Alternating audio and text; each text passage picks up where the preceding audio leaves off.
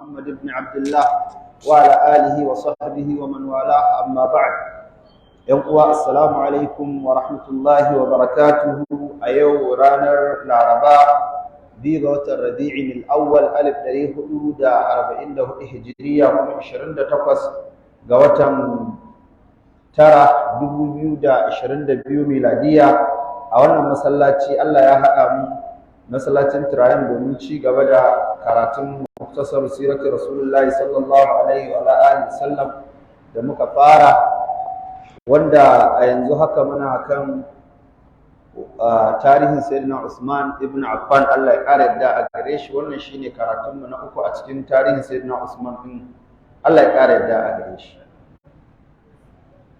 Idan ba a manta ba mun faɗi falalolin sayyidina Usman, dama kuma mun faɗa har zuwa lokacin da sai na Usman ya hau halifanci. To yau za mu ɗora daga labarin bayan hawansa halifanci. Sai zanto bayan an masa mubaya'a, sallar farko da ya fara jan mutane ita ce sallar la'asar, sannan ya ja mutane huɗuba, ya yawa mutane huɗuba a taƙaice. A cikin huɗubar da ya faɗaitar da su ya umarce su da kyakkyawan aiki, ya hana su da mummunan aiki, sannan ya yi musu sallama. Sai da Usman Allah ya kare ta a shi, cikin abubuwan da ya farko shi ne ya ƙara wa mutane salliyar hadisai a cikin abin da aka yanka a cikinsu. Don sai da faru an samu yalwa da wadata, daura ta yi tsari, an kuke ƙasashen waɗanda ba su kai ba, an samu ganima, musulunci ya san yana da kuɗi. Sai da faru ya sa an bota ko kuma an yi wani da kiran da larabci wanda aka ga gwarawa suna yin da suke mutanen ruhu, an fahimci cewa suna yin rijista. Wani wanda yake karkashin rijista ana sanya masa wani abu ana biyansa, da haka musulunci ma sai yin mai kwaya daga ainihin mutanen ruhu. Sai ya zanto akwai jawabi da aka yi ake biyar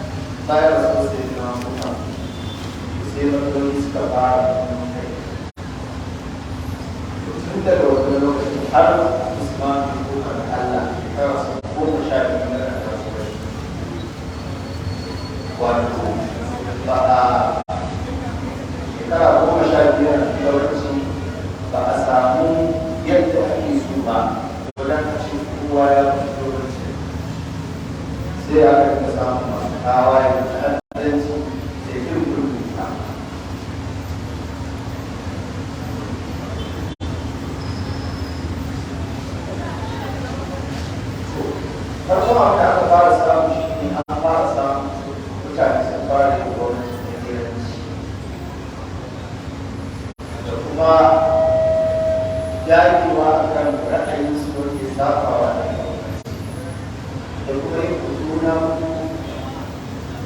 kai tsaye da siyasar gwamnati, amma yawancin waɗannan yanayin da dalilai da suke kawo ko kowane dalili a wani wasa. Dalilin farko an samu wani sahabban Annabi sallallahu alaihi wa sallam waɗanda suke da ra'ayi nasu na addini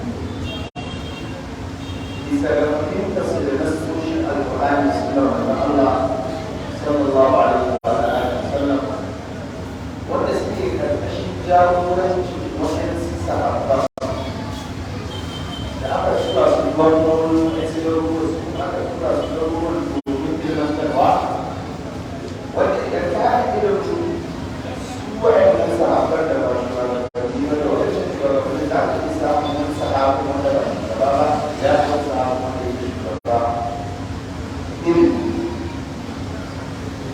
Kasancewar lokacin sai na Umar ba kamar lokacin sai na Umar, lokacin sai na Umar wajibi ne a siyasa a ɗaya. Lokacin sai na Umar ne ba da dama ta wanda fito ya ƙalubale da tsarin da ake biya kai. Sautin sayyidina Umar bai ba da wannan damar ba, shi kuma sayyidina Usman Allah ya ƙara yadda a gare shi, to sai zanto tsananinsa ba irin na Umar ba ne. Wannan sai yasa ana iya samun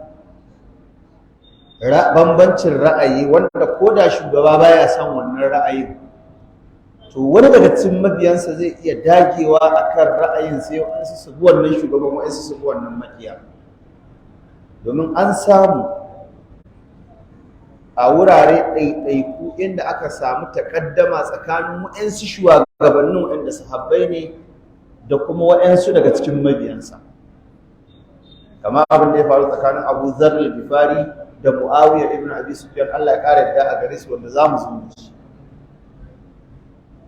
Amma za ka ga masu da'awar fitowa a ƙalubalanci shugabanni, idan dai suna nufin a fito a dinga faɗan kusakuran shugabanni ana tunzura mutane a kansu, to wannan haramun ne a shari'ar musulunci. Shugaba in yana da wani aibi, to binsa kake yi inda yake, inda daga kai sai shi za ka iya ganinsa, ka ja kunnensa in ka san wanda za ka iya jan kunnen nasa ne, kai masa kashedi, ka tsoratar da shi Allah tsakaninka da shi, ka ban nasiha, in ya karɓa shi kenan, in bai karɓa ba ka sauke nauyinka. Idan kuma ba ka da hanyar da za ka iya isa zuwa gare shi, to ya ishe ka kaki wannan abin da yake yi a cikin zuciyarka, saboda idan ka tashi ka ce za ka faɗi aibinsa a gaban jama'a, to fa za ka sa jama'a su fi son ka a kansa. Wani ma kuma zai ga cewa to tun da ma yana da wannan aibin kuma bai isa ya samu ba, bai isa ya hana mu ba. Shi yasa sai shari'a manzo Allah sallallahu alaihi wasallam ya ce wanda duk yake so ya ba da kashedi ko nasiha ga wanda yake da wato wani iko a hannunsa, to yayi masa tsakanin shi da shi. In ya karɓa shi kenan, in ya karɓa alhamdulillah, in kuma bai karɓa ba shi dai ya sauke nauyinsa. To amma bayyana fatawa, malami ya fito ya faɗi hukuncin Allah, ko da shugaba ya saba wannan hukuncin Allah, kuma ya yi nasiha akan saba wa hukuncin Allah ba tare da ya ayyana sunan wani da wani ba, ko da shugaba yana yi wannan daidai ne. Misali yanzu an samu shugaba wanda yake mashayin giya, mutum ya zo ya huɗuba akan shan giya, ya tsoratar da mutane Allah akan shan giya, ya faɗa wanda addinin musulunci ya tanada ga masu shan giya na narko, sa'annan kuma wataƙila ma a ciki ya buga misali da cewa musamman ma in mutum yana da jagoranci a kansa haramun ne kaza da kaza da kaza. Wannan ba za a kira shi da suna tunzura mutane akan shugaba ba. Haka zalika idan ya zanto abinda shugaban yake yi saƙo ne ƙarara, kuma babu wata hanya da za a iya isar masa da nasihar sai an yi masa nasihar a fili, ta nan ne za a samu wanda zai iya ɗauka ya kai masa. Kuma an sani a cikin tsarin shugaban baya kirga wannan abun a matsayin reni da ƙasƙantarwa, kuma ya rinjaya a bisa zaton malamin cewa mutane za su iya fahimtarsa, kuma sa'an nan ya amincewa wawaye da za su iya ɗaukar maganarsa su juya ta su canja ta. To da za a samu wannan, to sai kuma a dawo kan shi wanda zai yi bayanin shin yana da hujja 100% akan abin da zai yi wa shugaban nasiha a kai. Idan yana da hujja kuma ya zanto abin da zai wa shugaban a kai nasiha a kai abu ne da yake da alaƙa da jagoranci, ba wani abu ne da yake da alaƙa da rayuwar shi shugaban tasa ta kansa ba, abu ne da yake da alaƙa da jagoranci,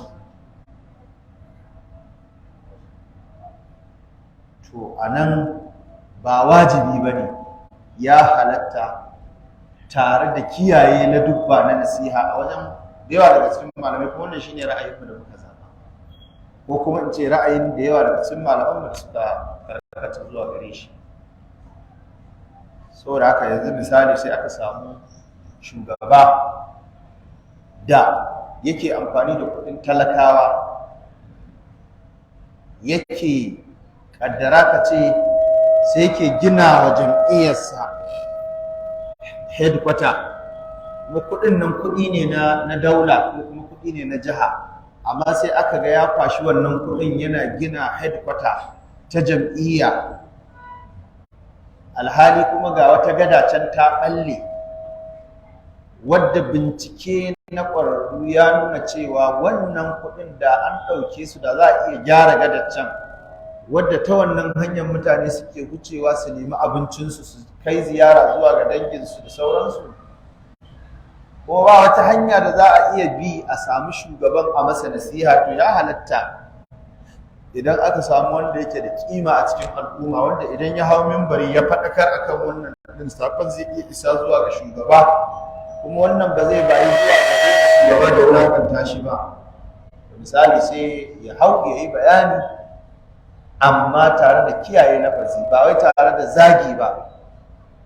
Muna ba da shawara da nasiha ga gwamnati a bisa tsarin da ake ciki, a sake duba wannan al'amari, a nemi mashawarta nagari su duba su ga irin halin da mutane suke ciki na kaza da kaza. Mun san la'alla gwamnati ba ta sani ba, in kuma ta sani to muna tunatar da ita, saboda nasiha ce ta nauyin da Allah subhanahu wataala ya dora mata da ta yi kaza, binciken mu ya nuna kaza, gwanda ta yi kaza. Ita kuma gwamnati idan Allah ya sa ta ji, idan dai har ta yi niyyar ɗaukar nasihar la'alla akwai abin da shi malamin bai sani, za ta iya kiransa ta ce to akwai abin da kai a matsayinka na malami ba hanyar ka ce ta asalin da kai ba ka da wannan alhakin, amma tunda kuna da alaƙa da mutane da faɗakar da mutane, wannan kuɗin da kuka gani ba kuɗin gwamnati ba ne, ba kuɗin 'yan jam'iyya ne, ga dalili. Ga shi wani ya ba da gudunmawa kaza, wani ya ba da gudunmawa kaza, wani ya ba da gudunmawa kaza. Waccan kuma hanya da kai magana, ga shi yanzu halin da ake ciki ma an kusa kaiwa ƙarshe, amma batu ne da ba ma so mu yaɗa wa mutane sai a ga ya tabbata. To kaga a nan shi kuma malami sai ya fito ya ba da hanzari akan cewa ashe magana da yayi wannan ga hukuma akwai abubuwan da suka koyi gare shi, daga baya kuma an fahimtar da shi, ana fatan Allah ya hukuma ta tsaya. Kaga ba faɗa ba zaki. To amma sai dai yin hakan yana da matuƙar wahala, saboda an riga an lalata al'amuran gaba ɗaya. Akwai lokacin da shugabannin ma ba su ke da laifi ba, mabiyansu ne masu laifi. Malami zai tashi ya hau mimbari ya kuɗu ba, ya faɗi wata sifa, sai a samu wasu sai su naɗi wannan maganar. Kafin dama a sa wa shugaban yanzu sai a ce wane ya zage ka, ko sai an bashi a takaice. Don haka shi zagin yake jira, wani abu za a faɗa da ya ji daidai waje kaza dama an ɗora shi a kai. Wataƙila daga nan kuma sai mushkila ta faru. Kuma fa duk da haka ba fa tilas bane da wajibi ga duk wanda wato zai daga duk wanda ya ga wani abu sai ya hau minbari ya ja kunne, ba tilas bane, ba wajibi bane ba. Ala alli taqdir a ce halak ne idan kuma malamin yana cikin waɗanda za a iya karɓar maganar su, kuma ana tsakiyar buƙatar wannan abun, an tabbatar da shuruɗin da sun tabbata, to sai a iya cewa wannan ya kamata. Amma yawanci masu zagin malamai suna sifanta su da ra'ayin 'yan khawarij na akan cewa wai ana bayyana wato ainihin kusakuran shugabanni. Su suna ɗaukar wato suna haɗa tsakanin faɗar aibi na shugaba da zagin shugaba da kuma bayyanar da nasiha da ba da shawara.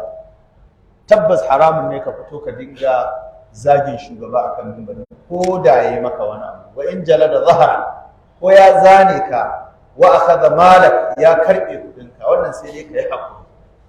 Amma ka fito kana tsine masa albarka, kana zagin sa, wannan ya saba tafarkin salaf. Amma ba da shawara in har aka cika waɗannan sharuɗa, to akwai misalai da yawa. To wannan shine abu na farko. Sayyidina Usman, Allah ya ƙara yadda a gare shi, a lokacin sa an samu, saboda sauƙin al'amari da yake da shi, Allah ya ƙara yadda a gare shi, da kuma bin tafarki na sauƙaƙawa al'umma, to an samu waɗansu sun bi tafarkin, ko kuma wasu sun yi ja'in ja da ra'ayin wasu daga cikin shugabanni. Wannan bai fuka ƙirga ba. Sai bangare na biyu kuma, waɗanda suka fara ƙalubalantar gwamnati a bisa ziga da aka samu 'yan lalatattun mutanen da ba su habbai ba suka yi musu. Wanda daga cikinsu akwai sharrinsu Abdullahi bin Saba al-Yahudi, waɗanda suka dinga ɗora mutane akan keken bera, suna jan hankalinsu akan abin da ba daidai ba ne, suna sa su yi fito na fito da shugabanni, wanda har ya bayi zuwa ga kashe Sayyidina Usman, Allah ya ƙara yadda a gare shi. To da farko dai Ibn al-Athir, Allah ya ji kansa da rahama, a cikin al-Kamil fi tarikh, wanda al-Imam Ibn al-Athir, na sha faɗa ina maimaitawa, sunaye sukan zo iri ɗaya. Su Ibn al-Athir ɗin, abna'ul Athir ɗin, family ne sanannu wayanda suka shahara da ilimi, wanda suka rayu a ƙarni na 6 na hijira Annabi sallallahu alaihi wa alihi wasallam. Akwai Izzuddin Ibn al-Athir, akwai Diyauddin Ibn al-Athir, akwai Majduddin Ibn al-Athir. Izzuddin shine malamin tarihi, masanin tarihi, wanda ya rasu shekara ta 630, an haife shekara ta 555, wanda kuma sunansa Aliyu ibn Muhammad ibn Abdul Karim al-Jazari. Shine wannan wanda zamu kawo masa. Shi yake da littafin at-Tarikh, al-Kamil fi tarikh, Ibn al-Athir. Akwai dan uwansa, kaninsa kenan, wanda yake shi kuma masanin lugha ne. Shi wannan ana yi masa taken Izzuddin, masanin tarihi kenan. Alkunyarsa kuma Abul Hasan.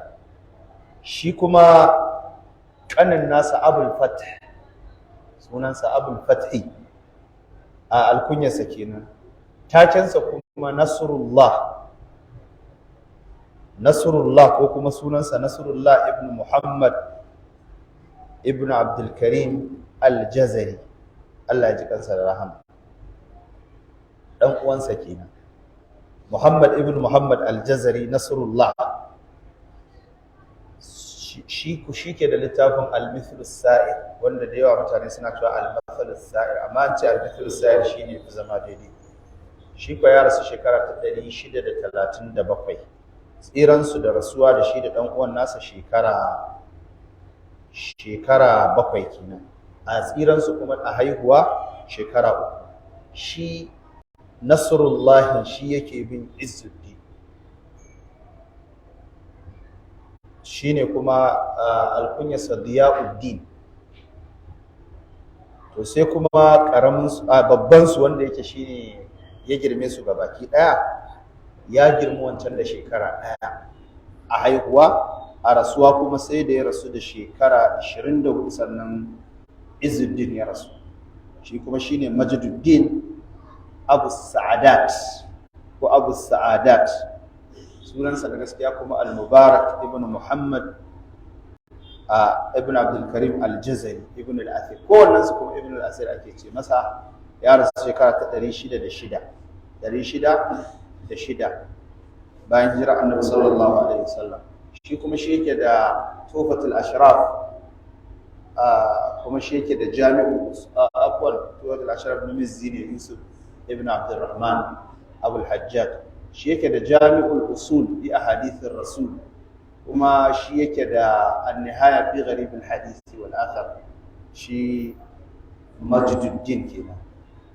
Haka kana so ka gane su kawai sai ka ce Majiduddin shine malamin hadisin kuma shine babba, sai Izzuddin shi kuma shine malamin tarihi shine na tsakiya, sai Diyauddin shi kuma shine malamin lugha din shine na ƙarshe. In ba sai ka faɗi sunayen su ba ke. To Ibn al-Asir Allah ya ji kansa da rahama, malamin tarihi, a cikin Al-Kamil fi Tarikh yake cewa, a cikin Al-Kamil fi Tarikh sai yake cewa summa dakhalat sanatu 35, to sannan aka zo shekara ta 35. A lokacin ne aka samu labarin waɗanda suka yi tattaki suka taho domin ƙalubalantar Sayyidina Usman, Allah ya ƙara yadda a gare shi. Wayannan mutanen da suka yi tattaki galibinsu sun taho daga Misra ne. Suka taso daga Misra suka taho wani waje da ake kira Khashab. Wasu kuma suka yi zanga-zanga daga Iraki suka taho Dhil Marwa. To an yi meeting point ne a haɗu, ba dan ko ba sai dan a ƙalubalanci Sayyidina Usman, a fara yin campaign na ƙalubale da za a yi wa Sayyidina Usman. A tashi wata jam'iyya da za ta shirya ko wata ƙungiya da za ta shirya zanga-zanga domin fito na fito da mulkin Sayyidina Usman. To Ibn Asir sai yake cewa wannan kuma ra'ayin nasa shine ra'ayin da yawa daga cikin mu'arrikhuna na ahli sunna, wasu daga cikin malaman Shi'a ma sun wafaka akan wasu daga cikin nuqat na wannan abin da shi Ibn Asir din yake faɗa. Yace wa kana sababu zalika, abin da ya faru kuma shine anna Abdullahi ibn Saba kana yahudiyya. An yi wani mutum da ake kiransa Abdullahi dan Saba'i, da Yahude ne. Asalinsa daga garin Sana'a yake, Yaman. Uwarsa baƙa ce baiwa. To shi ba Yahude ne. Lokacin Sayyidina Usman sai ya musulunta. To da ya musulunta lokacin Sayyidina Usman, daga Yaman din sai ya taso sai ya dawo Hijaz, Makka da Madina. In an ce Hijaz ko Makka ko Madina ke. To da ya zauna a garin sai ya fara ɓanna. Sai aka gano shi, tunda a lokacin kusan kowa akan daidai yake. Da haka da zarar ɓanna ta fito za a iya gane ta komai ƙanƙantarta. To ana gano shi da ya fahimci cewa an fara masa wani gani-gani kafin abu ya isa zuwa ga hukuma, sai ya tattara inasa sai ya gudu ya koma Basra. To a Basra din sai ya ci gaba da yaɗa ɓannarsa da shubharsa. Nan ma sai ya fara ganin abin da ya fara gani a Madina na take-taken daf ake fada akai masa farmaki. Sai ya tashi sai ya sake guduwa Kufa. To yana zuwa Kufa sai ya tarar nan ma yana fara yaɗa abinsa an fara gano shi. To daga nan sai ya tashi sai ya koma Sham. To yana ƙoƙarin a garin Sham ma ya fara yaɗa wannan ɓannar tasa, sai aka fara gane shi sai ya tashi. Mutanen Sham suka ce ba za ka zauna a nan ba. To sai ya tashi da aka fafare shi sai ya gudu sai ya koma Misra. To inda ya sa'a, ita Misra tana cikin ƙasashen da sahabban manzo Allah sallallahu alaihi wasallam su zauna mata da yawa. Dalili ko shine a ƙarshen sai na Umar aka buɗe ta. Na ɗaya ke. saboda haka ko da aka buɗe Misra an riga kusan an yi posting ɗin mafi yawancin sahabbai, kai tafi Kufa bangare kaza, kai tafi Kufa bangare kaza, kai tafi Basra bangare kaza, kai tafi Basra bangare kaza, kai tafi Sham, kai tafi Sham, kusan an yaɗu da yawa. Saboda kaga abin da ya rage su za a tura ko wanda kuma za su tafi da kansu yawanci sai riga sun tafi wasu wuraren. Na ɗaya kenan. Sannan abu na biyu, kaga kenan akwai karancin malamai masu tarin yawa. Sannan abu na biyu kuma ita Misira ba kamar ragowar ƙasashen musulunci ba ne. Ragowar ƙasashen musulunci da ka hau doki ko raƙumi ko jaki ko ka tafi ƙafa, a ƙafa za ka iya zuwa. Ita kuma Misira akwai inda in ka zo sai ka hau kwale-kwale. Shi kuma Balarabe musamman sahabbai da suka rayu a Jazira da Hijaz, duk abin da suke suna yin sa ne a tsakankanin inda ba ruwa a wajensu yake, don haka da yawansu sai dai su ji labari da tarihin hawa kwale-kwale.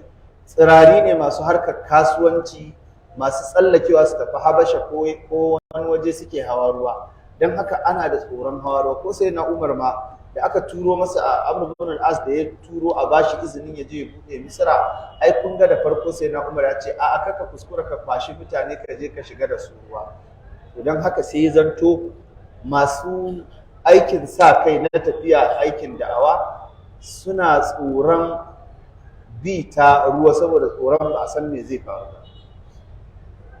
Wannan sai sa Misra har yanzu ba ta da tarin sahabbai da yawa, sai tsirari, sai wanda aka tura shi ala tilas. Sana abu na uku, ita Misra ta zauna ƙarƙashin daular Roma. Ita kuma daular Roma tana da addini saukakke, shine addinin Annabi Isa, sai dai an ɓaɓɓata addinin daga yadda ya sauka.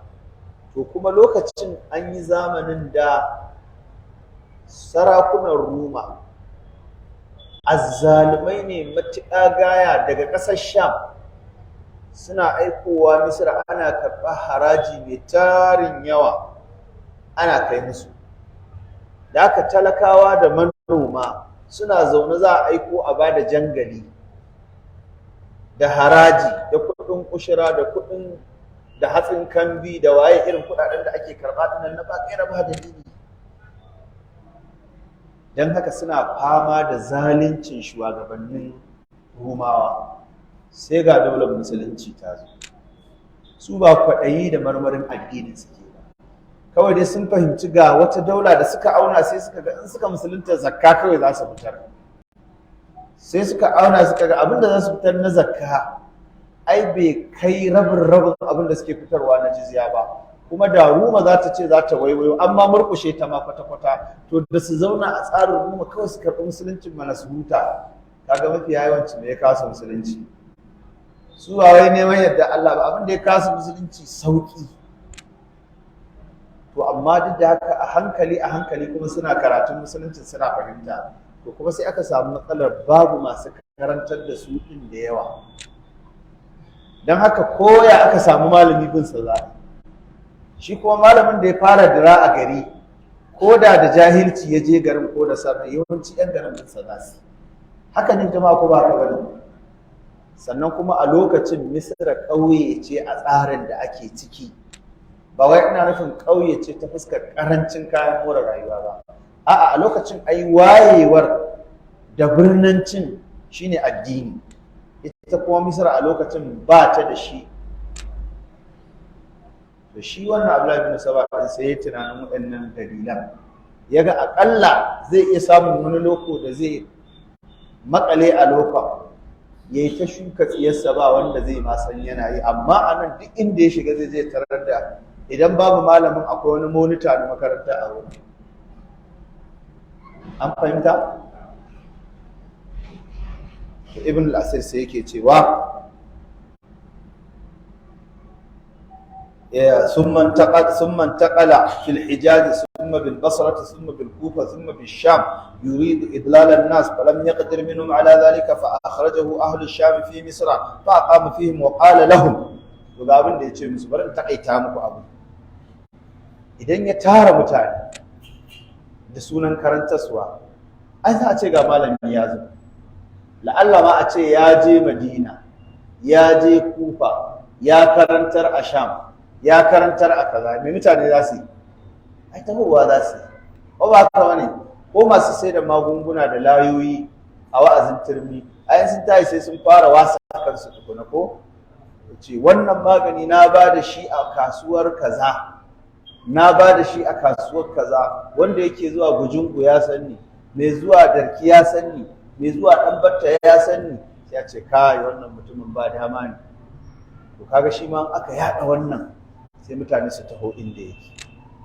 To da ya samu yaga ya fara tara almajirai, kuma kafin rahoto ya isa zuwa ga inda yake tsoro za a daɗe, sai ya ce musu mamaki nake yi ga wanda yake ya tabbatar da annabi Muhammadu ya fi annabi. A tunaninku da annabi Muhammadu sallallahu alaihi wasallam da annabi Isa waye gaba? Annabi Muhammadu ne gaba sallallahu alaihi wasallam. Sai ce to annabi Muhammadu zai dawo? Sai ce a ba zai dawo ba. Annabi Isa fa zai dawo? Sai ce eh zai dawo. To yanzu mamaki ga wanda yake ganin annabi ya fi girma, annabi Muhammadu sallallahu alaihi wasallam ya fi girma, kuma wai ya ce annabi Isa zai dawo, annabi Muhammadu ba zai dawo. Bayan ga Allah yana cewa innal ladhi farada alayka alqur'ana laradduka ila ma'ad, lalle Allah da ya saukar maka da alqur'ani ya lazumta maka bin dokokinsa zai sake dawo da kai inda ka tafi ka bari. To me karamin ilimi me zai yi ana? Sai ya fara tunanin ai fa ya taba jin an karanta aya na, in bai taba ji ba sai ya neme ta sai ya ga aya. To kaga zai tsaya a iya wannan tafsirin na shubha da aka bashi. To daga nan sai ya fara sa musu ra'ayin cewa annabi Muhammadu ma zai dawo, bai tafi gaba ɗaya ba. Kaga anan duk wanda ya ɗauki wannan aƙidar, to in musulmi ne na gari, da zarar wani malami ya zo ya ce ƙarya ne annabi Muhammadu ba zai dawo, sai a ce to baya san annabi. Haka ne? To ma hasali ma ba a samu malaman da suka ji maganar ba ma a san yana yi ba. Ai sai daga baya aka gano shi. Kafin nan kuma ya tara jama'a. Ya zanto jama'ar da ya tara sun fi son sa akan wanda zai zo ya ce musu a'a ba shi ba. Ai kun gane? Ya fara gina su a hankali akan wannan bakar aqida, kamar yadda miyagun mutane suke yi, sai su fara bagarwa, su ɗauko wani abu mai sauƙin abi, su ɗauko wata shuba sai su tsaya a iya nan kawai. To daga nan sai ƙara tashi sama, sai ce to ai annabi da zai dawo, ai ya tafi ya bar wanda zai gaje shi, kuma babu wani annabi da ya mutu face sai ya bar wanda zai gaje shi. Duk wani annabi da kuka sani kafin ya mutu sai ya bar wanda zai gaje shi. Ina dalili? Ba fa shi da dalili, amma tunda shine malamin ku dole za ku yarda. To dan haka annabi Muhammad ma sallallahu alaihi wasallam ya bar wanda zai gaje shi, kuma dan uwansa ne na jini, shine Ali. Shi ba shi da alaka da sayyidina Ali, sayyidina Ali ba ruwansa da shi. Amma me yasa nazari ya tsaya da tunani, sai ya ga wannan shubhar za ta fi saurin karbuwa, musamman tunda dai ya ga sayyidina Ali ba shi ne khalifa ba a lokacin Abubakar, aka zo Umar, yanzu kuma aka zo Usman ne, shi kuma yanzu Usman yake so ya yaƙa. To don haka dole ma ya goga wa Abubakar da Umar kashin kaji, ya ce ai Aliyu ya kamata a zaɓa ba Abubakar da Umar da Usman ne. To sai ya haɗa musu wannan. To yanzu sai suka fara ginuwa akan to ashe ma asali ma kuskure aka yi, ashe ma da Aliyu aka zaɓa. To da a ce iya kuskuren aka tafi a kai, to ai za a iya fahimtar juna. Sai kuma ya fara da maganar ai ba ma kuskure ba ne, ai ma ƙwacewa aka yi, Aliyu ya nemi haƙƙinsa ma aka hana shi, ya yi aka cutar da shi. Waye cuce shi? Abubakar da Umar da Usman. Da sai fara dasa musu kyamar Abubakar da Umar da Usman.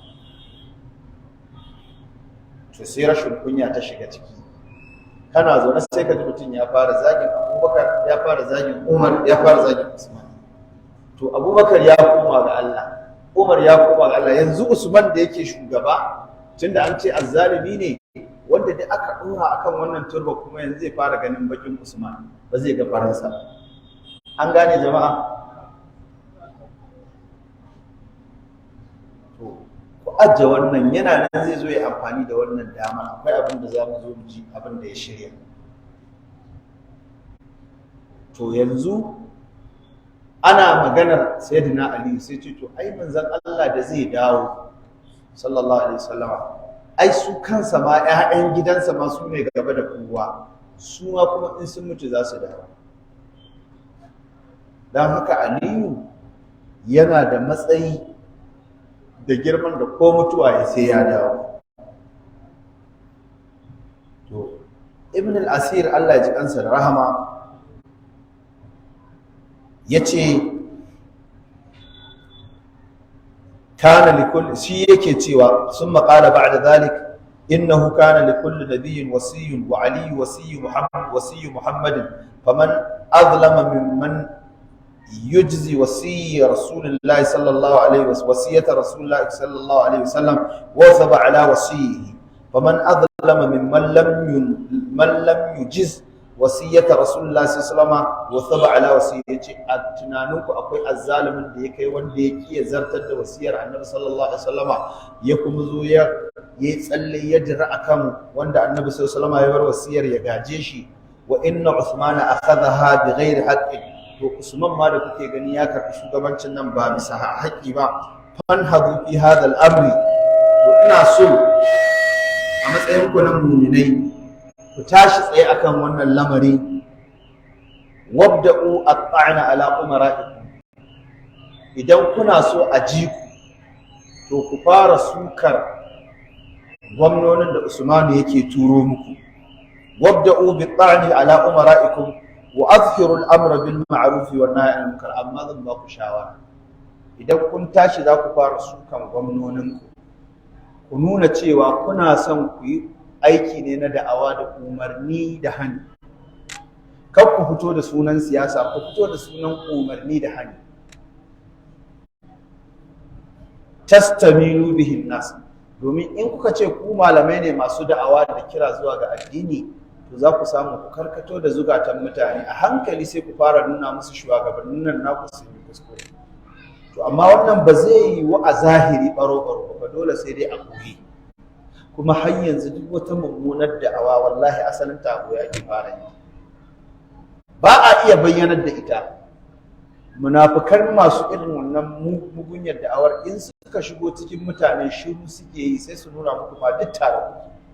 Sai lokacin da suke jin sun yi karfin da za su iya kalubalanta ku, sai su fito da mummunan niyyarsu. To abin da suka fara ke.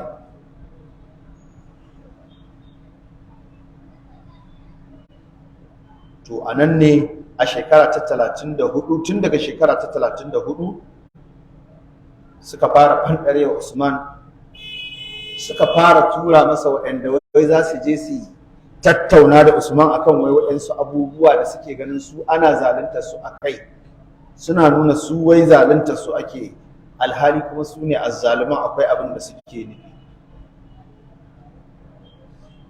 To Ibn al-Asir yake cewa wa bassa du'atahu ko wa bassa du'atihi, sai ya fara aika mu ce malamansa ko kuma mu ce dakarunsa ko sojojinsa, sai fara postin ɗinsu. To kai a ɓangare kaza ba mu da mutane, ka je ka wakilce mu a wuri, kai ma ka je ka wakilce mu a wuri kaza, kai ma ka, sai fara yaɗa su a hankali. Misali inda kamar a tsarin yanzu ne, tun a lokacin suna unguwa ɗaya sai aka fara cewa to yanzu a local government ɗin nan kowane ward mu tura, mu samu wani wuri guda ɗaya mu tura mutum ɗaya wakili. Ana nan to ai ba mu da, mu fara da local government ɗin da suke kusa da mu, aƙalla kowane local government mu tura shi kuma ya ƙoƙari ya kafa ƙungiyar da za ta mamaye local government ɗin gaba ɗaya a asirce. Amma abin da za ku yi kawai ku dinga yaɗa cewa shugabannin da Usman ya turo ku dinga duba ina kuskuren su yake, kuna nuna wa mutane kuskuren su. Sai aka fara da kokarin nuna kuskuren shugabanni.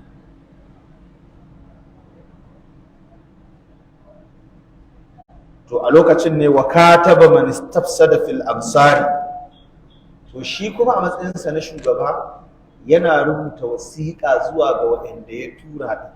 In ya tura mutum can, to in akwai wani sabon abu ko wani abu da ya jiyo labari zai rubuta masa wasiƙa. Su ma kuma in akwai wani sabon bayani suna turo masa, suna kuma lura da ya mutane suke, suna ba shi rahoto. Wa katabuhu wada'u fi sirri ila ma alaihi ra'ayihim, suka dinga kuma yaɗa da'awar tasu a ɓoye.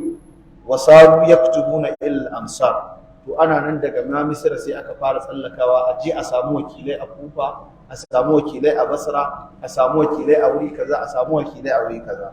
Sai kaji ana cewa ai muna da mutane a kaza, muna da mutane a kaza. Wasaru yaktubuna ila al amsari bi kutubin yad'unaha fi aidi wulati. To yanzu tabbaya anan, tunda abinda za su dinga kamfen da shi shine bayyana kuskuren shugabanninsu. To ai saka ce to ai ba laifi bane ba, tunda shugabannin suna da kuskure. A'a, ai asali ma ba kuskura. Ba wai an ce shugabannin masumai bane, a'a, su abinda suke yadawa din wani abun ma babu shi gaba daya. Shi yasa Ibn al-Asir yake cewa wasaru yaktubuna ila al-amsari bi kutubin yad'unaha, sai suka dinga kirkirar wasiku da suka dinga rubuta abubuwa, su suke kirkirar su fi aibi wulatihim, domin nuna cewa sarki wane yana da matsala, shugaba wane yana da matsala. Wa yaktubu ahlu misrin minhum ila misrin akhar, yanzu aka turo muku wannan garin, to kuma sai ku fara duba, sai ku tura wa makwabtanku. A haka ana ta yada banna.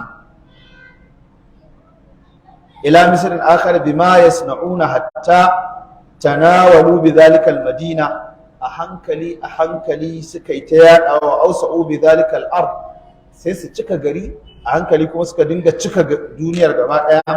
Idha'atan, suna yada wannan sharri. Fa yaqulu ahlu kulli misrin inna la fi afiya, in suka tura ta to mu alhamdulillah mu ba mu da wannan matsalar. A hankali in ta kalamu wannan akhir rahimahullah. To ana haka har labari ya isa Madina,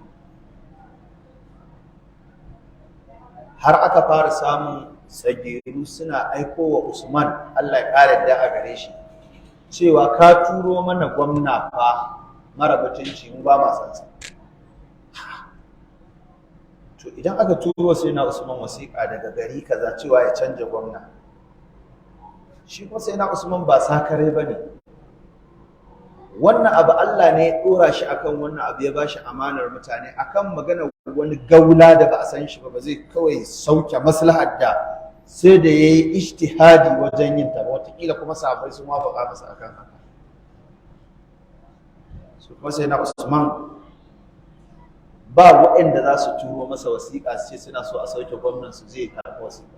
In ma ya kawo sai ya aji, to sai wannan ya zama laifi. Wai dan me yasa suna aiko masa da cewa a canja musu shugaba kuma baya canja musu? To sai zama wannan yana daga cikin abin da suke kamfen da shi. To ana nan sai zama ba Usmanu ba, labarin ma yana zagaya a Madina cewa ana aiko da maganganu na suka akan Sayyidina Usman. To Sa'id ibn al-As, Allah ya kare yadda a gare shi, yana ɗaya daga cikin gwamnonin Sayyidina Usman, kuma yana ɗaya daga cikin waɗanda ake turo Sayyidina Usman cewa ya sauke su. Sayyidina Usman shi ya riga ya sa an masa irin abin da ake cewa surveillance, an yi masa bincike, an gano masa inda waɗannan mutanen suke haɗuwa suke mitin ɗinsu a asirce, kuma har ya ma fara gano suwaye shugabanninsu. To amma ba shi da ikon zartar musu da hukunci, sai Sayyidina Usman ya ba da order, sai ya aiko da Sayyidina Usman yake ce masa, ni fa waɗannan mutanen da ya gano me suke shirin yi, so suke yi ya zanto duk gari su za su ba da shugaban da za a dora, ba wanda Sayyidina Usman yake so ba. Kuma in sun tashi, in sun ga dama za su iya zuwa su samu mutumin kirki wanda yake ba ruwansa da al'amarin da Allah ba sahabi ne, sai su gwada masa mu fa muna so mu yi wa Usman magana, kai muke so ka zama jagoran. To idan ya zama jagoran za su iya bayyana cewa su ‘yan barandansa ne, su ɗora shi akan ra'ayinsu domin a sauka daga tsarin Allah. Shi kuma dama ba Yahude ne ba musulmi ba, ƙaryar musulunci yana ƙoƙarin ya kitsa musu yadda ya kamata a yi. Ina fata an gane. To sai wa sai na Usman nasiha. Ya ce masa ya amiral mu'minin hada amrun masnun yulqa fi sirr. Wannan kunjin da kake ji fa tsarawa fa ake yi, a ɓoye ake zama a yi mitin a tsara yadda za a yi a ko'ina. Fa yuhaddisu bihin nas, in ka ji a can an faɗa a can an faɗa, daga wuri ɗaya ake shiryawa a tuttura musu a ɓoye fa sai su ta faɗa. Ɗaukar nauyin mutane ake yi fa suna yin wannan abu. Wa dawa'u zalika, ina baka shawara, maganin wannan shine talabu haula'i, ka sa duk gari a yi maka list ɗin suwaye jagororin wannan tafiyar. Wa qatlu man yakhruju minhu hadha al-kalam, duk wanda aka yi bincike aka tabbatar da wannan maganar daga wajensa take a kashe shi. Kuma abin da Sa'id ibn al-As ya faɗa gaskiya ne. Kun san me yasa? Saboda manzon Allah sallallahu alaihi wasallama yake cewa wanda duk ya zo muku a daidai lokacin da lamarin ku a haɗe yake ƙarƙashin jagora guda ɗaya, amma sai ya zo muku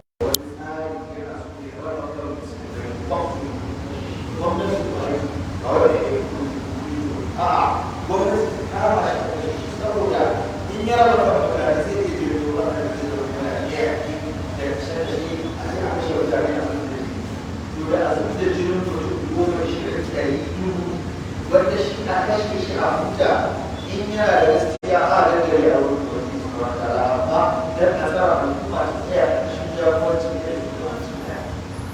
An fahimta da ma. Sai ba sai na su shawara sai ba a yi shi ba shi. Sai na wasu mata ya kare da shi na kuma yana da amma da haka bai ɗauki wannan shawara ta sai saboda yana ganin kamar su yi ya fasa da yawa, shi sai na su kuma yana da kamar mutanen da suna da kwarar Allah a da su bayani a kan kuma su ke wurin da su ke rubuta su gani. To da a ce an kashe mutum ɗaya ne, ai wanda a wani ne da mutum ɗaya ne za su gani ba su gani ba. Ina masu ya wani shiga Allah ya kare da wannan abu sai sa su ka dinga daga da kowa ya da ba ba shawara a wani kana kamar yadda sana a yankin kamar ya ma wata wani da za a ba da haka kawai za a mutu a yi magana a kuskure sai ma Allah ya kare laccocin da za a yi gaba daya a kan zarin gwamnati sai na kuma da ya cikin zama.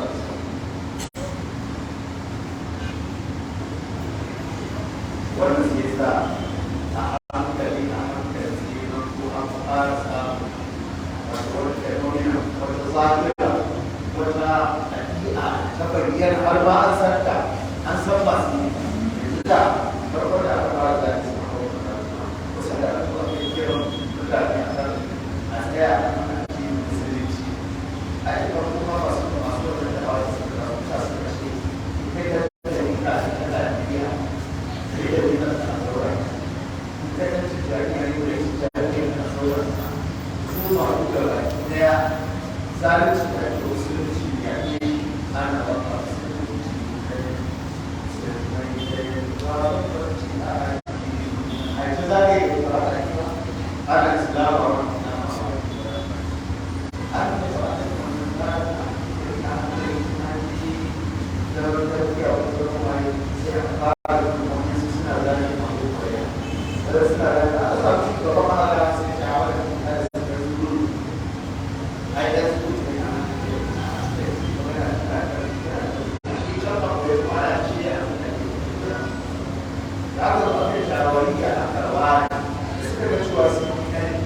fara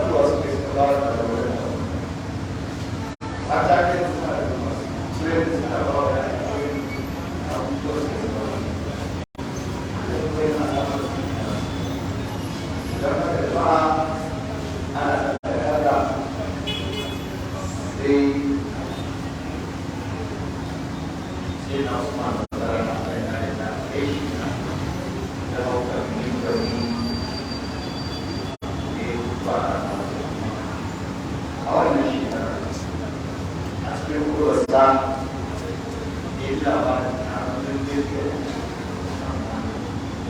da ya su ba kuwar da su yana cewa amma ba inda cikin shi ya sai kuma yana yana da yawanci abu da ba ka sai da wani inda ya mai kara wani cikin labarin da su وإن أعطتها في الأمة وأن أسمعها مثل الآيات أدى الكتاب حين هذه النعمة وإن أعطت هذه الأمة وأعطت هذه النعمة وكما مثلا النعمة كأسماء كثيرة ومتعني وكما أحسنه متعني ما أدام متعني أشد من سيدنا abubuwan da ya canza da sai na kuma da wani sai da biya da sai haka wani sami su haka ne amma a kowai da ake wani wasu sai na abubuwan da kuma ai lokaci ne na tsara siyasa da wuce ya na kawacin da abubuwa da yawa wasu sai na amfani da damar da yake da shari'a wadda sai ya saka da kawo da ya abubuwa da ya kawo da ya kawo da ya kawo shi ko sai da wasu wanda ya kowa ya saba ana iya fitarwa sai ya rage da gwamnati da mai ba kowa ya mara da sai an kawo da wani kowa da fitarwa da rawar su da ke yi da ma ba su yi da samun da ne aka kara wasu abu da sai na ƙarfi da cikin wannan ne kawai shi kana sa kuma a yi yaro masu aikata ta'anu masu sukar shugabanni wato suna nuna wani yiwuwa kuma da rikun wai nuna kuma da rikun amma ga da ba ba su nuna ya kuru na da kuma ya kuru su ta faɗa an tsara da an amma kuma kwace ya ta kasance nunani ya kuna abubuwa na za a su ce wanda ya fara su ce shi za su yi ta faɗa ya ta faɗa ya tare da mutane ya yi wasu wajen bayan ya kwatar da su ne sai ya kuma wajen da mutane a kai su labarin da suka ga suna cewa gwamnati ma ta fara magana sai suka ƙara ta gauri su a kai sun isa mani gwamnati suna da tafiya su masu na kuma za su ke fara magana da wani wannan ne sai suka aika suka a kan cewa gaba ɗaya ma su ka kuma suka zama da shida suka yi wasu point daga misira suka ɗauko gangaro da suka yi shida suka ɗauko a lokacin ne suka ɗauko tafiya sai da bayan da sun zo a kai nan take su ce sai na bakiyar sata sai ya fita kafin su so da su sai ta kuma cikin sharrin su sai zama shi ko sai da abin suna kaunar su suna kima tun da ya cikin farfagandar da aka fara yadawa cewa wani akwai tausaya su da abin ko sai da abin da ya kasa da wasu asali ma abu da aka rubuto da ke adadin da wasu ta farko kuma a kowace cikin ke ba a kuma a yara su kan kan sai da abin da ya kare da abin da shi na ba ya harshen duniya ya ba ba ka da kaza muna da kamun samun sai da wasu duka sai da abin da sai da wasu sun kuma ce ka to san akwai kaza akwai kaza akwai kaza akwai kaza ya kore su ya munazara ya dinga kare su da wasu har sai da duk wanda ya zarto zuciya ya yi ba shi da ba da wasu shi a kawai a asirin ba shi da ba bane na mai bare ya fi da kuma ya ce kowa ba sai da ya ce da kuma ba a lokacin da sai suka ga wanda suka ba shi da su da su ba su samu goyon baya a wajen wani na wanda su wani ne dole masu na wasu kuma su da wani wani kuma wani ne a lokacin da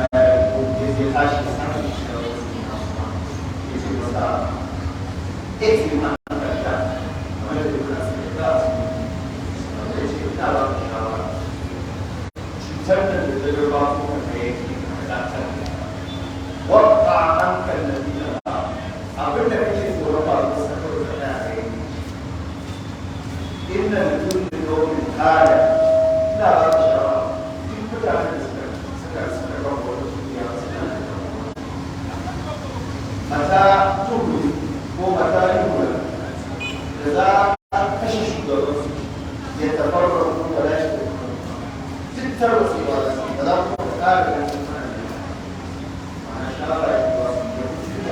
gano wa'anda suke a wannan wutar duk garin da aka sa aure na wannan duniya an gano wani da wani da wani su ke kawai za a kuma ai a kansu ne su ma'aure suke ya san cewa sai an gama saboda ai labarin ya yi a fara da a san wani na wani na abin da kawo a cikin alhamdulillah an kawai da yankin ta da yankin dawa ya fara sa sai yaudarar muhammadu na abin bakar suka yi na baya ya kuma yi karatu a daidai lokacin da zai iya kuma na samun rasu suna samun sai sai na ya yi magana sai na samun cewa wannan abin da ya mana ra'ayi ne mai kyau amma sai akwai matsala a cikin yin wannan ra'ayi idan aka ce za a ɗauki wannan abin da ya samu faruwa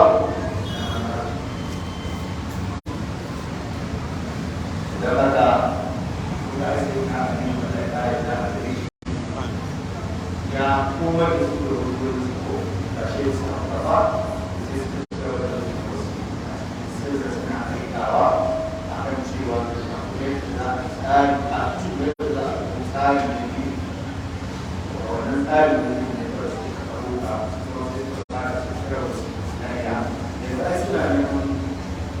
waye ke tare da misali da suka suna neman kamfen a wajen ba ba zai yi zuwa kai wani zuwa da za a sauka da ra'ayin zuwa kuma a kai sai suka kawai a shigar da kariya sun na al'amarin ma kawai ba zai yi ba to ta yaya da suka rubuta da masu cewa sai da ra'ayin a tare sai su mutu da wasu kariya ko takardar kariya da zai na amincewa ya aiko sai su tsari